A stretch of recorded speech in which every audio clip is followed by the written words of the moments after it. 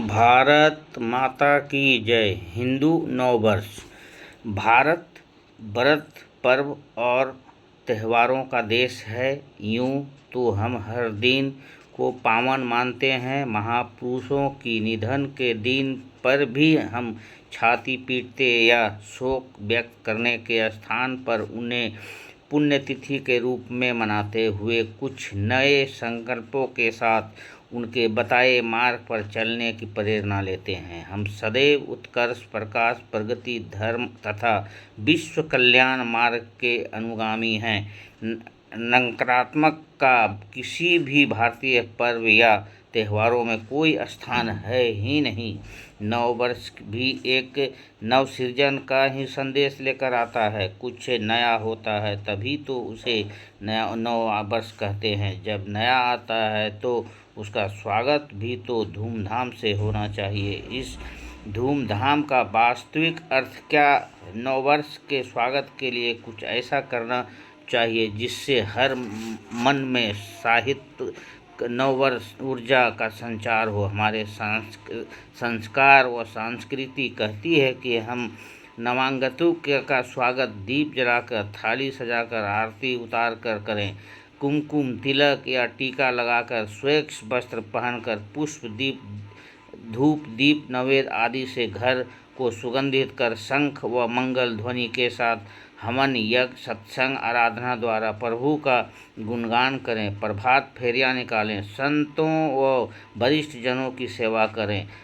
संतों, विद्वानों, कन्याओं, निरीश्वरताओं तथा गौमाता को भोजन कराकर पुण्य लाभ कमाएं। भगवान के मंदिर जाएं।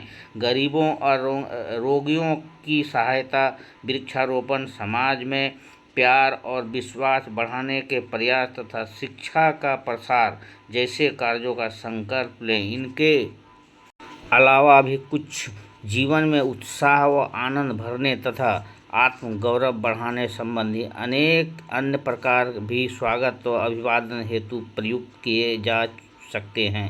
इसके स्वागतार्थ नाम जाप से नाम टकराने की जगह गौ घृत के द्वीप से दीप जलाकर हृदय से हृदय मिलाइए। बड़ों का तिरस्कार कर नहीं अपितु उनका अनुशासन और आदर्शवाद पाकर करें। नववर्ष का स्वागत। विचारणीय बात यह है कि कोई भी पर्व या त्यौहार सब तक भारतीय नहीं कहलाया जा सकता जब तक कि उसके मानने से जीवन में नव उत्साह या आनंद का संचार ना हो, कोई शिक्षा या संदेश ना हो, उसके पीछे कोई विचार, आदर्श या ज्ञान विज्ञान ना हो। काल गणना का प्रत्येक पल अपना विशिष्ट महत्व रखता है, किंतु भारतीय नववर्ष विक्रम संवत का पहला दिन यानी वर्ष प्रतिपदा अपने आप में अनूठा है। इसे नव संवत्सर भी कहते हैं। पृथ्वी अपनी धुरी पर घूमते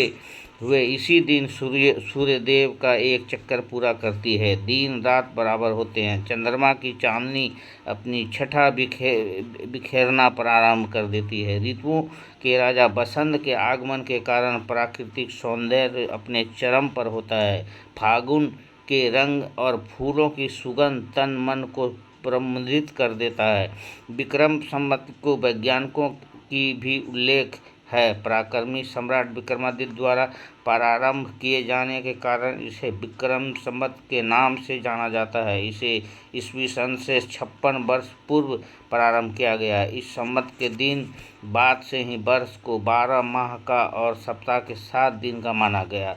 चंद्रमा के पृथ्वी के चारों ओर एक चक्कर लगाने को एक माह माना जाता है, जो कि वास्तव में 29 दिन का होता है। हर मास को 2 भागों में बांटा जाता है, कृष्ण पक्ष और शुक्ल पक्ष।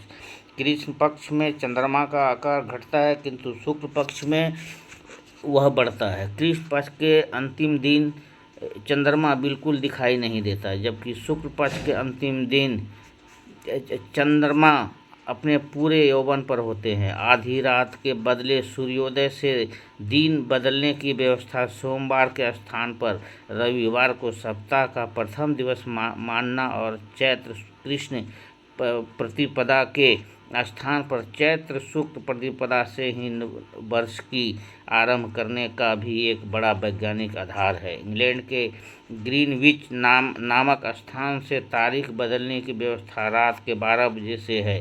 सोचिए, वह इसलिए है क्योंकि उस समय भारत में भगवान सूर्य की अगवानी हेतु प्रातः 5:30 बजे होते हैं। सप्ताह के वीरों का नामकरण भी तो देखो कितनी वैज्ञानिक है। आकाश में ग्रहों की स्थिति सूर्य से प्रारंभ करें तो हम पाते हैं कि ये सभी क्रमशः बुध, शुक्र, चंद्र, मंगल, गुरु और शनि हैं।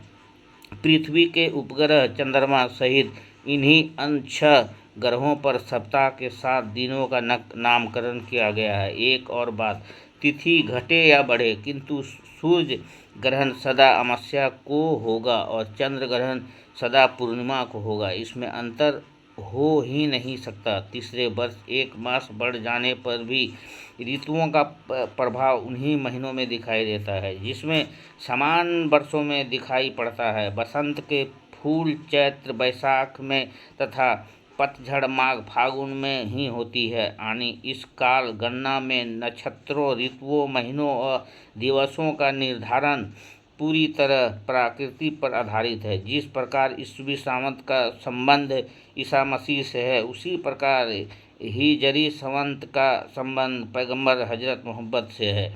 किंतु विक्रम संवत का आधार कोई व्यक्ति ना होकर प्राकृतिक और खगोलीय सिद्धांत से है। इसलिए हमारे यहाँ नव वर्ष का स्वागत रात के अंधेरे में नहीं बल्कि सूरज की पहली किरण के साथ किए जाने की परंपरा है।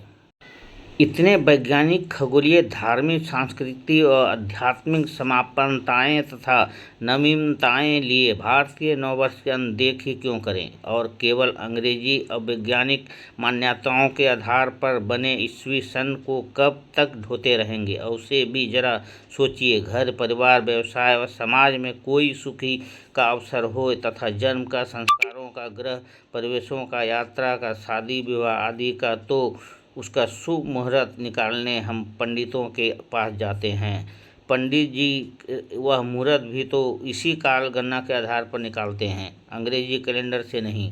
आवश्यकता इस बात की है कि हम अपने स्वाभिमान, स्व संस्कृति तथा स्वधर्म का पालन करते हुए नववर्ष को पूरी निष्ठापूर्वक आत्मसात कर धूमधाम से मनाएं और विश्व भर में वेदामृत का प्रकाश फैलाएं।